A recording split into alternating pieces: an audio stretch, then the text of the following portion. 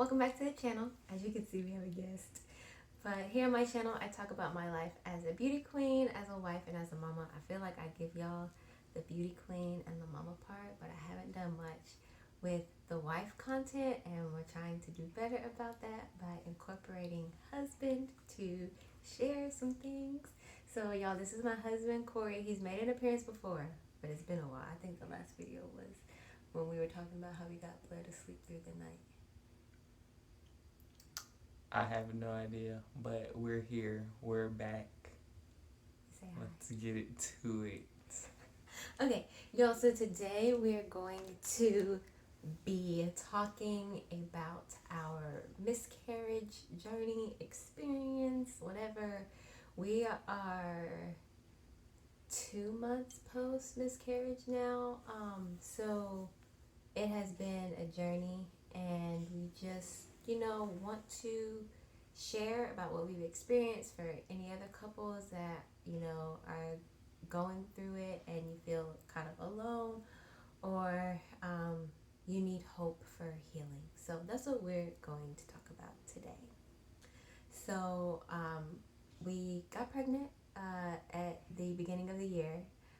Funny enough, it was around the same time that we got pregnant with Blair, around Valentine's Day, my birthday. And it was an unplanned pregnancy. We were not trying. So it was definitely a surprise. And for us, it was just kind of wrapping our heads around the fact that we were pregnant again. We were planning on going the vasectomy route for Corey, and we were team one and done. We were not trying to have more kids. We were set on just, having Blair and it being the three of us. So although we became excited, initially it was a shock. Oh my goodness, we were not planning on this. You have anything to add with that? No, that's exactly. We were the vibe. very shocked. How are we going to do this again? And then when we try to be very practical when it comes to family building. We don't think that you should be just having kids to have them because you feel the pressure. I think we can say that parenthood is something that we think you should feel called to do. Not everyone is called to be a parent, and not everyone is called to raise multiple kids, especially when you think about what you can manage in life overall, what you can afford in life overall. And we were in a place where we were very comfortable with just the three of us and providing for one child, and that working, for our lives. I definitely had reservations about being a mom of two, regardless of my 10 plus years of childcare experience. I think that I just have a high standard for myself, and I'm not ready to adjust those standards for another child, if that makes sense. Did you have reservations about being a dad of two, and it's us being pregnant all over again?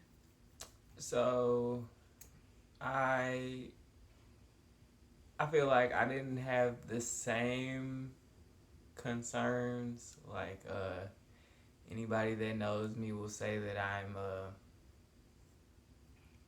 very sensible. It is what it is and what it's gonna be, and I enjoy being a father. I love my girls, and it is a wonderful feeling to be, a father, and I appreciate that very much so. So for me, it was okay. Well, this is our new reality, and I'm just gonna be getting ready to be a dad again, and tackle that the best way that I can, and just always try to think about what's best for our family. Yeah, and I think obviously we're already parents, so this probably more so is going to look different for people who have experienced like not the best experiences with fertility, people that are like trying to get pregnant and aren't parents yet. Um, and then, so when we did miscarry, I think initially it was just like shock for me because we already had a baby and our pregnancy with Blair was like super smooth, like no complications at all.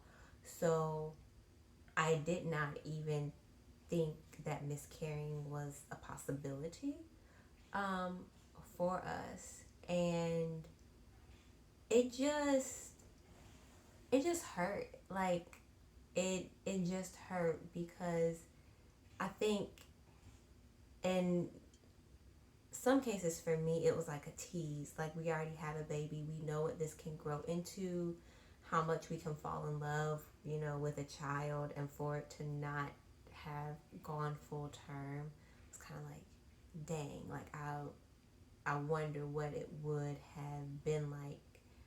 Um, well, not even wondering what it would have been like, but just knowing that we had an idea of what it could be like because we have Blair, and that didn't happen. Um, and I would say, like, for me, it was, there are a lot of things about miscarrying that reminded me of labor and delivery. Um, and it wasn't like traumatic for me, like how it may be for some people or how it's portrayed in the movies. Thankfully, I was healthy enough to, let the miscarriage take its course in the comfort of, our home, and I didn't have to be hospitalized or anything. But there are a lot of things that reminded me of having Blair that triggered me, and it was kind of like a tease. Like I literally felt like I had a baby, but there was no baby, and I just kind of felt like the world and my body were teasing me because I was going through the physical parts of it, but there wasn't like a result. Um, and as far as like medically goes, like my nurse just told me, it happens. There wasn't anything like health wise with me. She gave me the stats, like 1 in 4 women miscarry after having a baby, and I can go over in my head like, did I do something wrong? Was I stressing? But at the end of the day, I just think that like it wasn't planned for us to begin with. Like we weren't trying, and I think just everything was so wonderful when we had Blair and she was planned and we were, excited. And I just think that if we are to have more kids, that they all deserve that same kind of level of excitement and planning. And it's completely like sad and devastating, but I like to think that everything happens for a reason and that you get, you know, second chances in life and that karma comes back around. We don't know if we, want to try again or to grow our family. We're still just enjoying where we're at now and healing. But overall, I'm just glad that we were able to get through it together. We are like a tiny but mighty family. And if any, That's cute. I like isn't that. it? Tiny but mighty. Yeah. And I think if anything, it just made us like love B more. Just appreciating her more and just putting into perspective like, yes, we're going through this, but we already have a child, and it really gave me more kind of empathy for other women and other families who are trying and may have, experienced multiple miscarriages and don't have like a physical child yet. So I think if anything, it just made me really grateful and appreciative for what we do have. And this is something that I went through physically, but I'm glad that my husband was here to help me through it. So many women miscarry without support and without a partner, and I'm just glad that it's something that I didn't have to go through alone. And how did it make you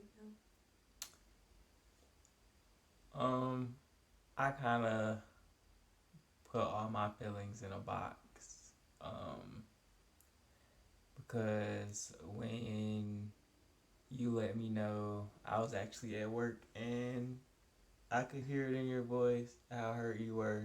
So I left work to take care of, my family, because that's what's important to me. That's what matters to me. And ended up having to take a leave of absence to, take care of my family. Wouldn't change anything that I did, any of the decisions that I made. I feel like that was the most important thing that I could do, because obviously there's nothing I can do for Taylor other than, you know, take care of Blair and take care of her like emotionally. So that's what I did. Um, I can't even say that I fully unpacked my feelings. I know that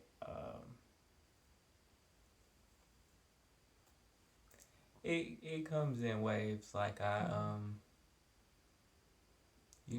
have a brother. I have three sisters. I have a big family.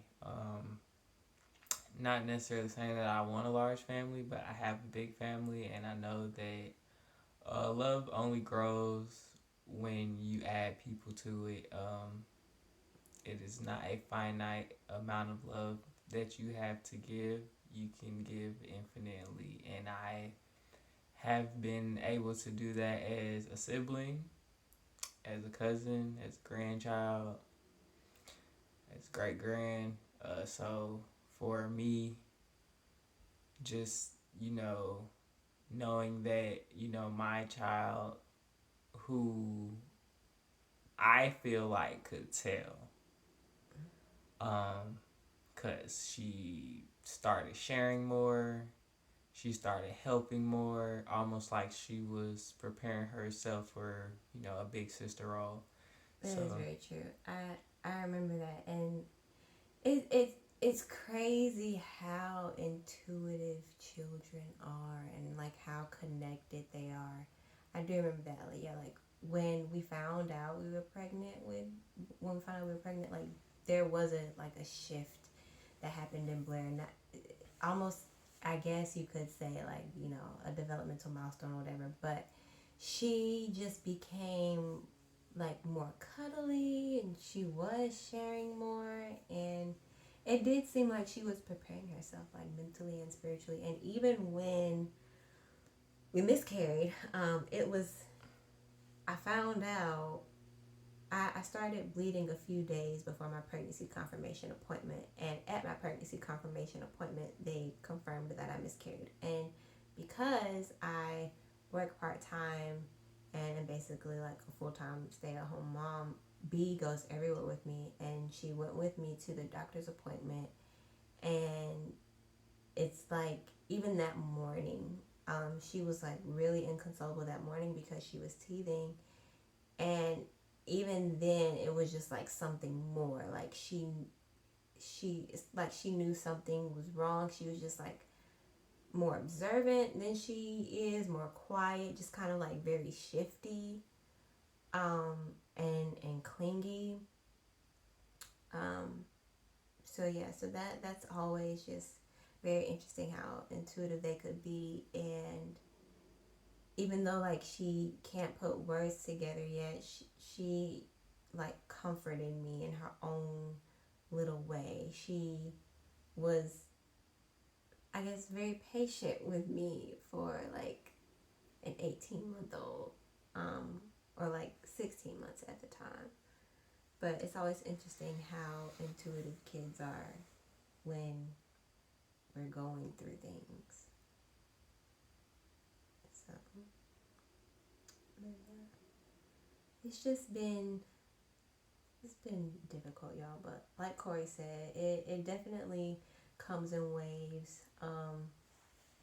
Like Mother's Day just passed, and I was just thinking about like how far along I would have been in the pregnancy, and you know, this Mother's Day would have been me being like a mother of two and like all that stuff. So certain moments is a little harder than others, and for us, it really was, like a death in the family. Um, we made a pact when we started dating that any children that we would have, we would, bring them all into the world with love and the best that we could give them. And just because of life, we weren't able to do that with this one. And it's sad, and it hurts, and it comes in waves. But I'm glad that we are just able to go through it together, and it's just one more thing that we can add to our list of things that we've overcome as a family. Well said. And I don't know, I just think like for anyone that is experiencing an infertility loss, I don't know, just take it like a day at a time. Even if you have to take it just like an hour at a time.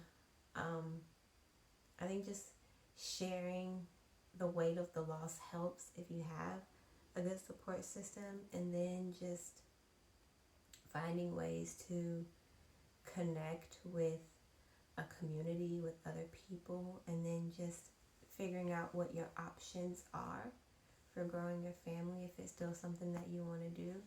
I know for us, before we got pregnant, I was very interested in donating my eggs. It's something that I've kind of always been interested in. And now that I've miscarried, it's something that I want to do like even more, because I know what that loss feels like, and if I can give that to another mom, um, I I would love to do that. I think just going through hard things just puts into perspective, and it opens your mind up to how you can help other people that are going through hard things. Um, so yeah, do you have like anything from the male perspective for like husbands and dads? And I know, I'll say this, when we talk about like miscarriage, we're always talking about it from like the woman's point of view, or just even just birth, just child making in general. And we can forget how much of a transition or a loss or like a life change it is on the man's side too. And I will say, I just appreciate how amazing my husband was through the whole process, because obviously, like miscarrying, I was on bed rest. I couldn't do much. I couldn't like tend to Blair in the same ways. And we're both experiencing this loss and this grief.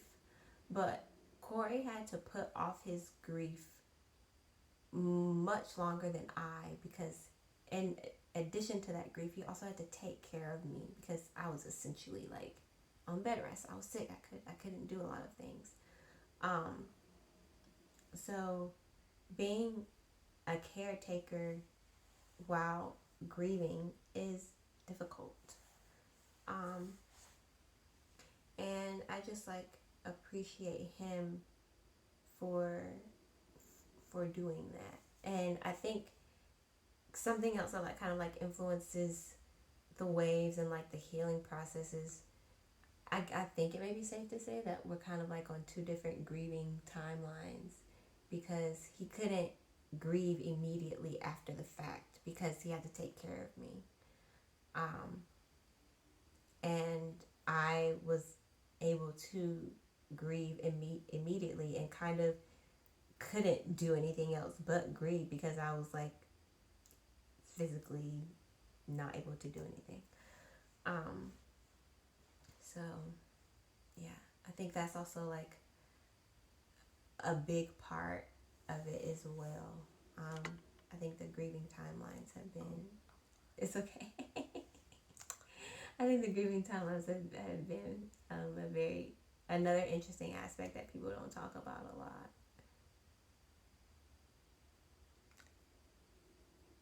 Oh, so I say for me, my biggest things I would encourage, from the men's side is uh, be honest with yourself and acknowledge what you can and cannot uh, handle. I feel like um, knowing yourself and what you are able to manage in a crisis is important because in that moment it's everything is fragile, so you have to be mindful of how you're handling things, and it's easy to get overwhelmed trying to do all the things. That's why it's important to acknowledge what you are able to do in that moment within your grief, and be honest about how you feel, and it's gonna take time. That's uh, that's that's essentially, you're gonna need the time to work through all of your feelings. And for men, that's like a scary thing to talk about feelings and emotions and those things. But that's why you need to have real friends that are grown men. Only children are afraid of their feelings. So grow up. That was good. But yeah, y'all, I think that's the gist of it. I think that's everything. Um, we just wanted to come on here and share what we were capable of sharing because we are navigating life and we know that there are other couples that are navigating life that, may be feeling lonely or lost, or you're not really sure how to come back from, a loss like this, especially in our communities of color. So we just want y'all to know that you're not alone and it's okay to share when you're ready to share. And you know that there is hope after, and to love on the people that you can love on, have a good support system, and just keep going. There's a testimony after every test. So it's important to just take it day by day, take it hour by hour, and when we keep going on these life journeys that we're on, we will get our favor, we will get our blessings, we will get double for our trouble, all those good things. We just have to keep going. Obviously, rest, grieve when you need to grieve, cry when you need to cry, but keep going and live life and find community and appreciate what you have and how far you've come, and let that motivate you to get to wherever you're trying to get to, obtain whatever you're trying to obtain, grow your family in whatever way you're trying to grow your family. So thank y'all for watching. Hopefully we'll have more happier videos to come. But we just wanted to share this experience, hoping that it will provide relatability and hope to whoever needs it. So, see y'all next time. Goodbye.